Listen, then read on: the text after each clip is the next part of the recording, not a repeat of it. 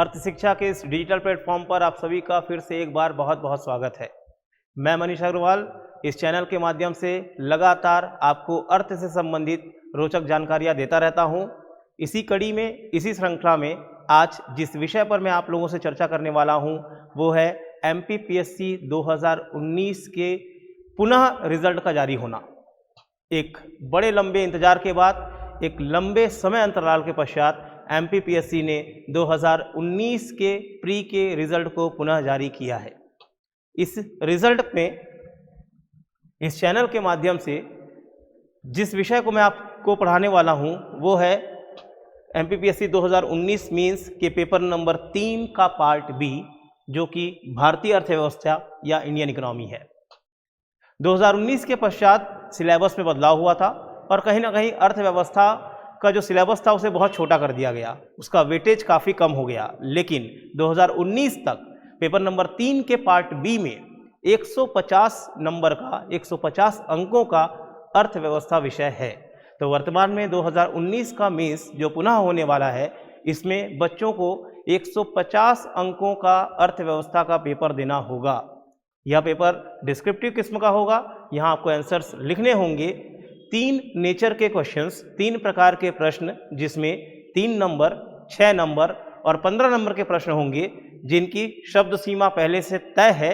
उस सीमित शब्द सीमा के अंतर्गत स्टूडेंट्स को, विद्यार्थियों को अपने आंसर्स या बेस्ट आंसर्स लिखने होंगे। क्या होगा 3, 6 और 15 नंबर में आंसर्स लिखने की रणनीति, उसमें जाने से पहले हम पेपर नंबर 3 का जो पार्ट बी है, इसका सिलेबस क्या है, इस पर एक बार विस्तार से चर्चा कर लेते हैं। जब पेपर नंबर 3 के पार्ट बी का सिलेबस आप देखते हैं तो आप पाते हैं कि यहाँ 17 टॉपिक या 17 हेडिंग है, जिसके अंतर्गत अलग अलग हेडिंग्स में अलग अलग टॉपिक्स पे चर्चा की गई है। अलग अलग टॉपिक्स आपको 7.1 से 7.17 तक देखने को मिलेंगे। जब आप पूरे सिलेबस को देखते हैं तो आप पाते हैं इस सिलेबस में बहुत सारे टॉपिक्स ऐसे हैं जो ट्रेडिशनल किस्म के टॉपिक्स हैं और बहुत सारे टॉपिक्स ऐसे हैं जो कंसेप्ट पर बेस्ड टॉपिक्स हैं। कुछ टॉपिक्स में आपको फैक्ट्स एंड फिगर्स पर ध्यान देना होगा। वर्तमान में, करंट में जो चीज़ें अपडेट हुई हैं, उन चीज़ों को आपको भी अपना अपडेट करना होगा, तभी जाकर एक बेहतर परफॉर्मेंस, एक अच्छा परफॉर्मेंस आप एग्जाम हॉल में दे सकते हैं। और एक लंबे समय तक जब आप MPPSC के रिजल्ट्स को देखते हैं या आप MPPSC के एस्पायरेंट्स से बात करते हैं तो आप पाते हैं कि पेपर नंबर 3 ही कहीं ना कहीं 2019 तक सबसे बड़ा सिर दर्द MPPSC के स्टूडेंट्स के लिए रहा है। हालांकि ये दर्द हम खत्म करने वाले हैं, इसीलिए इस प्लेटफॉर्म के माध्यम से लगातार आने वाले समय में मैं इन टॉपिक्स पर ऑनलाइन क्लासेस आपको देता रहूँगा। क्या है 17 टॉपिक, जान लेते हैं। पहला टॉपिक आप देख पा रहे हैं, भारत में विकास का अनुभव, development experience of India. Starting से लेकर टिल डेट इंडियन इकोनॉमी में क्या क्या विकास हुआ है, इसका अनुभव क्या है। Pre independence and post independence, हमारी अर्थव्यवस्था में क्या बदलाव आए हैं, इन मुद्दों को लेकर कहीं ना कहीं यहाँ पर प्रश्न अराइज होंगे। ये ऐसा एक ट्रेडिशनल टॉपिक है जहाँ से आमतौर पर 15 नंबर के प्रश्न अपेक्षित होते हैं, एक्सपेक्टेड होते हैं। टॉपिक नंबर 2 आप देख पा रहे हैं, मध्य प्रदेश से संबंधित है, जहां मध्य प्रदेश में मंद औद्योगिक विकास के कारण, बहुत सिंपल सा टॉपिक है, कुछ स्पेसिफिक, कुछ फिक्स्ड जो रीजंस हैं जिसके कारण से MP में इंडस्ट्रियलाइजेशन का लो होना, या उसके जो कॉजेज हैं कि इंडस्ट्रियलाइजेशन यहाँ पे लो क्यों है या क्यों था, उन उद्देश्यों, उन कारणों को हमको जानना होगा और उनसे संबंधित प्रश्नों के जवाब हमें यहाँ पर देने होंगे। तीसरा टॉपिक बहुत ही इंपॉर्टेंट है, 1991 के बाद से हुए आर्थिक सुधार। किन क्षेत्रों की बात हो रही है यहाँ पे? औद्योगिक, वित्तीय, स्टॉक बाजार एवं बैंकिंग प्रणाली। पूरे अर्थव्यवस्था को जब हम पढ़ने का प्रयास करते हैं तो आमतौर पे अर्थव्यवस्था को 2 भागों में बांटा जाता है, बिफोर 1991 एंड आफ्टर 1991। 1991 कहीं ना कहीं यहाँ पर एक रेखा है, ठीक है, एक यहाँ पर ऐसा कहना चाहिए कि एक डिवाइड करने वाली रेखा है, जिसके पहले अर्थव्यवस्था की स्थिति कुछ और थी और जिसके बाद बहुत सारे आमूल चूल परिवर्तन करते हुए, बहुत सारे रिफॉर्म्स लाते हुए अर्थव्यवस्था को एक नई दिशा देने का प्रयास किया गया। इसलिए 1991 के बाद सारे सेक्टर्स में, सारे क्षेत्रों में जो आर्थिक सुधार हुए हैं उससे संबंधित प्रश्न आपको यहाँ पर पूछे जाएंगे। टॉपिक नंबर 4 जो कि उदारीकरण, निजीकरण और वैश्वीकरण पर आधारित है, ये भी कहीं ना कहीं 1991 के आसपास ही ये घटनाएं घटित हुई हैं कि भारतीय अर्थव्यवस्था 1990 से पहले तक कहीं ना कहीं एक बंद अर्थव्यवस्था के स्वरूप को अपनाते हुए नजर आती है। लेकिन 1990 के बाद आर्थिक सुधारों के परिणाम स्वरूप उदारीकरण, निजीकरण और वैश्वीकरण आपको भारतीय अर्थव्यवस्था में देखने को मिलेंगे। ये भी कहीं ना कहीं एक ऐसा टॉपिक है जहां से 15 नंबर के प्रश्न हमेशा एक्सपेक्टेड होते हैं। भारतीय अर्थव्यवस्था की वर्तमान प्रवृत्तियां एवं चुनौतियां अगला टॉपिक है। जो भी करंट ट्रेंड्स एंड चैलेंजेस हैं हमारे इंडियन इकोनॉमी में, उससे संबंधित बात इस टॉपिक के अंतर्गत की जाएगी। वर्तमान में या 2019 में जब स्टूडेंट्स ने मेंस दिया था और 2022 में या 2023 के अभी जनवरी में जब वापस उस एग्ज़ाम को लोगों के द्वारा दिया जाएगा, तो आपको नोट्स को यहाँ पर आपको दुरुस्त करने की ज़रूरत पड़ेगी, आपके नोट्स में यहाँ अपडेशन की ज़रूरत पड़ेगी, क्योंकि 2019 तक जो करंट ट्रेंड्स एंड चैलेंजेस थे उसमें काफ़ी बदलाव वर्तमान में आ चुका है। 3 साल के अंतर्गत, ठीक है, हमारी अर्थव्यवस्था में या भारतीय अर्थव्यवस्था में बहुत सारे बदलाव देखे गए हैं। इसलिए वर्तमान में आज की स्थिति में भारतीय अर्थव्यवस्था में किन प्रवृत्तियां, कौन सी प्रवृत्तियां भारतीय अर्थव्यवस्था की और क्या चुनौतियां हैं, इन मुद्दों पर यहाँ पर बात की जाएगी। इन मुद्दों से संबंधित यहाँ प्रश्न पूछे जाएंगे, तो आपको अपने नोट्स को भी यहाँ कहीं ना कहीं अपडेट करना पड़ेगा।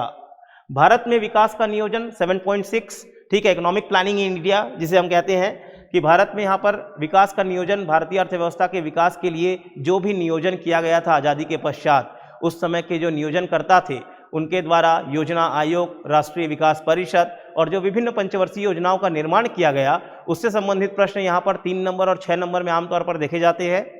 वर्तमान में योजना आयोग की जगह नीति आयोग ने ले लिया है, तो नीति आयोग से संबंधित प्रश्न भी यहाँ पूछे जाने की प्रबल संभावना बनती है।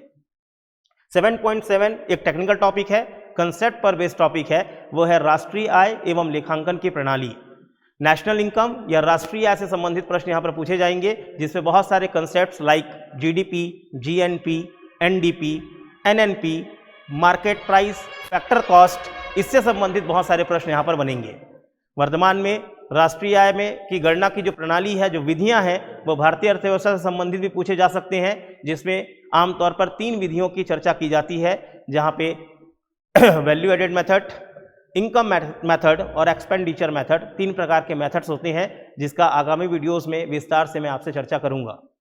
7.8 में इंफ्रास्ट्रक्चरल डेवलपमेंट पे बात हो रही है कि आधारभूत संरचनाओं एवं उसके विकास से संबंधित प्रश्नों पर यहाँ आपको चर्चा मैं करूंगा और उससे रिलेटेड जो क्वेश्चंस बन सकते हैं उस पर भी हम गहन चर्चा करने वाले हैं। 7.9 गरीबी, बेरोजगारी, क्षेत्रीय असंतुलन एवं माइग्रेशन, प्रव्रजन जिसे कहा जाता है, इससे संबंधित प्रश्न इस टॉपिक के अंतर्गत बनेंगे। यहाँ पे बेरोजगारी के विभिन्न प्रकारों के बारे में हमारी बात होगी, गरीबी के विभिन्न प्रकारों के बारे में हमारी बात होगी, wholesale price index, retail price index, इन तमाम मुद्दों से संबंधित यहाँ पे शॉर्ट क्वेश्चंस बिल्कुल बनेंगे और उसका जवाब हमको कम शब्दों में बहुत बेहतर देना होगा। 7.10 और 7.11 नगरीय क्षेत्र के मुद्दे एवं ग्रामीण क्षेत्र के मुद्दों से संबंधित है, जहां पे उनके सामाजिक एवं आर्थिक संरचना पर मुख्य रूप से इस टॉपिक में बल दिया गया है, उससे संबंधित प्रश्न आपको यहां पर देखने को मिलेंगे। 7.12 जैसा कि मैंने पहले भी आपको बताया कि ये फैक्ट्स एंड फिगर्स पर और करंट अफेयर्स पर बेस्ड टॉपिक है। कहीं ना कहीं यहाँ विकास का सूचकांक, मानव विकास एवं आर्थिक विकास, वर्तमान में विभिन्न एजेंसीज के द्वारा, विभिन्न इंटरनेशनल इंस्टीट्यूशंस के द्वारा कई प्रकार के इंडेक्सेस जारी किए जाते हैं, जिसको जो आमतौर पर आपको कई बार देखने में, पढ़ने में, सुनने में आता है, जैसे ह्यूमन डेवलपमेंट इंडेक्स, मानव विकास सूचकांक, ग्लोबल हंगर इंडेक्स।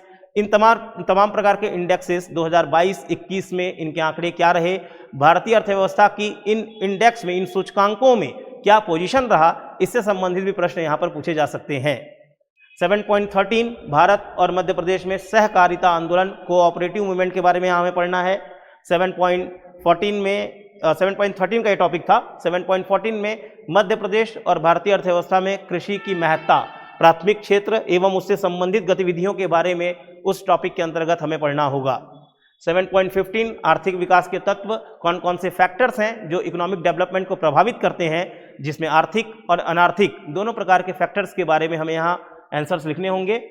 7.16 में कृषि क्षेत्र एवं अन्य सामाजिक क्षेत्रों के लिए प्रत्यक्ष एवं अप्रत्यक्ष सब्सिडी के मुद्दे, सब्सिडी, छूट, रियायत, किस किस प्रकार की सब्सिडी होती है, कौन कौन से सब्सिडीज होते हैं, WTO के समझौते के अनुसार एग्रीकल्चर के सेक्टर्स में blue box, green box, red box subsidies क्या हैं, इन तमाम मुद्दों पर यहाँ पर प्रश्न बन सकते हैं।